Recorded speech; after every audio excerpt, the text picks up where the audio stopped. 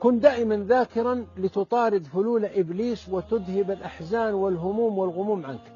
حرك لسانك بذكر الله، ذكر الشرع، سبحان الله والحمد لله ولا إله إلا الله والله أكبر ولا حول ولا قوة إلا بالله والاستغفار.